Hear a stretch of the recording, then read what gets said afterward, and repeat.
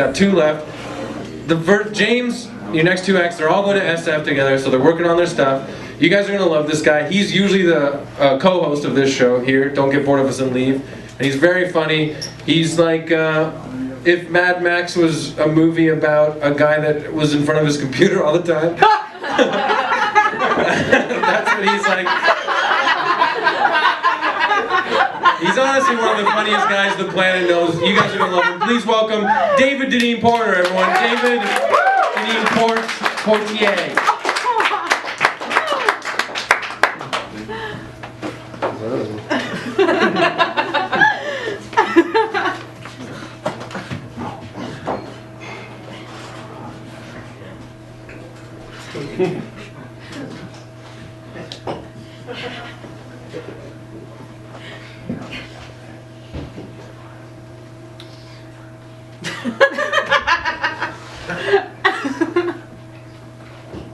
Have you never seen a man sip the songless spider's tears?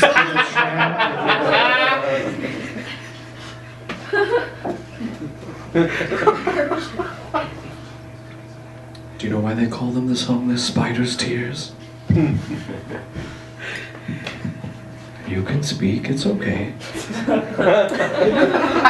No.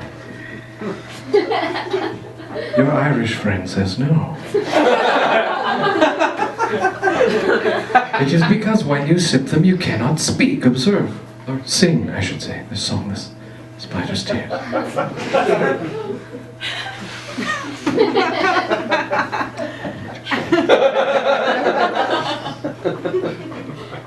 You see?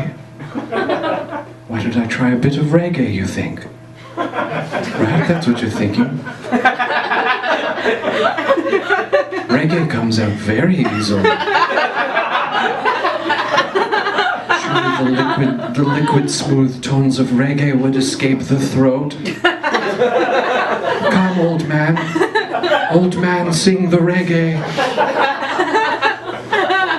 Give us a chance to hear the reggae, old man. Please.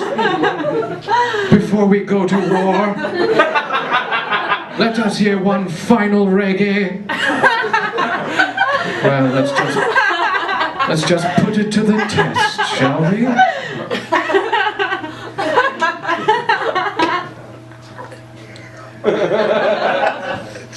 Let's try. We cannot do it. For that is the gift of the songless spider. He gives us his tears in the crystal strand, and then we cannot sing the reggae. And that is how we keep the tone forest clean of the dark tones, of the low steel drums, the syncopated guitar skanking.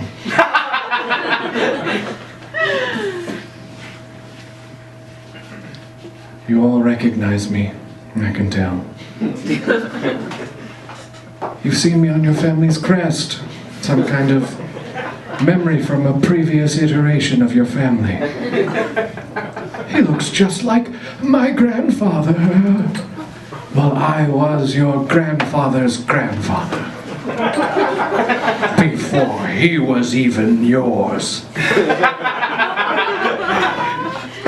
6 days before he was your grandfather, in fact.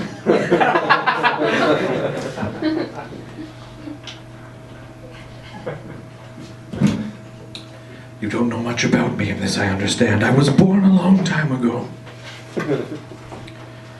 My father cut the long pine, and my mother was a receptacle for a rich man's second puberty.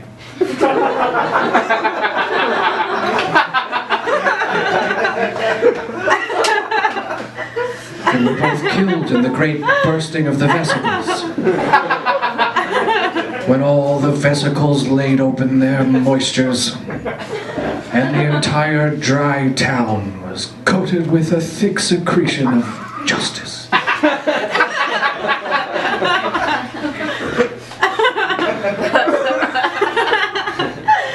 I moved to the Crannock, where I was found on the font.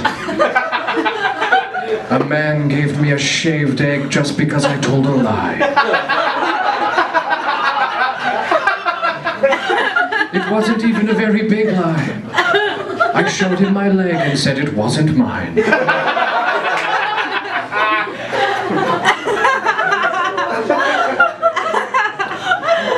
I was about your age, growing my first bad facial hair, I was put into the slurk pit where I was given the Chris knife to fight the tooth of the Magathon, clothed only in the remnant of my mother's flesh. You'll never know that ecstasy. Things have changed. Things have changed since the war with the cubes. Haven't they, Ireland? Now we keep one of the Red Cube's grandfathers here, just as a reminder of what we went through to win all of this. To win the meat hedrons that build this place. Each one of these from a special square cow.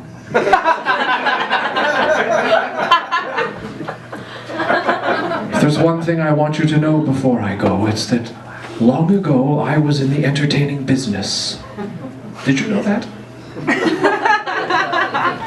Oh, I used to go from town to town. Can you believe it? I'd travel around telling people what grapes looked like. Little round greenies, I would say. And then they would open up their spice chasm and let me bathe the fist.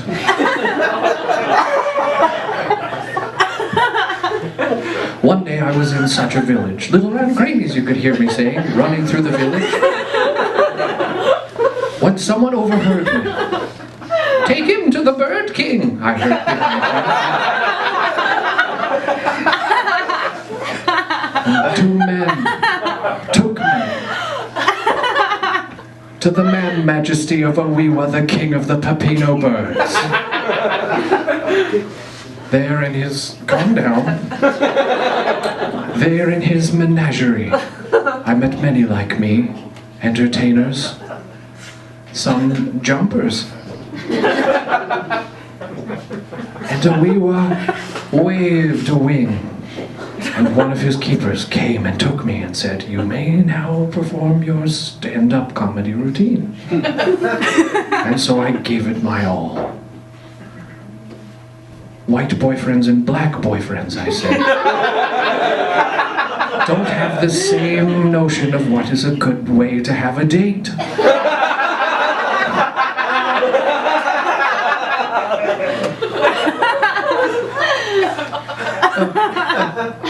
Black boyfriends think that a Tyler Perry movie would be fun, and you can see how the joke might unfold from this point. He shook, dust emanating from his layered feathers, which surprised everyone, because they thought that most of him was not covered in dust. It was promised to them, and they were very disappointed. He stood up on his perch, he leapt down, swooping, his wings open, right down on my chest, pinning me to the ground. There I lay for 15 hours, wondering if this was to be my last stand-up comedy routine. Finally, after some time, the brown trumpet was played, and he lowered himself, slinking down towards my special mouth. I thought I was in for a very greasy time.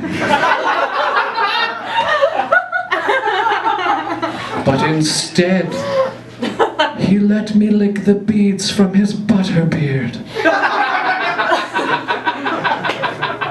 Because he was well pleased. And then he gave me a little nip on the ear and said, Keep at it, kiddo, you've got something there. And I was well pleased. So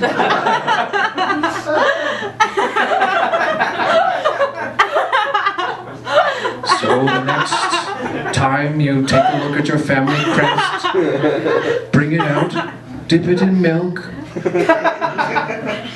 show it to the moon, and say, "Milk me out, old moon, for I have milked it." On your birthday. I want you to think of your grandfather's grandfather. And I want you to think of his stand-up comedy routine on the day he met the Bird King. And I want you to remind yourself that you're only limited by your own imagination. You too can be pressed by a bird and his beard in your mouth. Thank you very much. My name is David Dineen-Porter. And that was a character. Here comes Chris Locke back to the stage. Chris?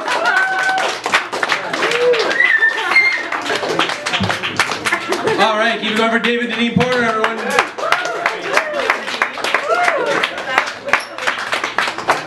David Dineen-Porter. Look at his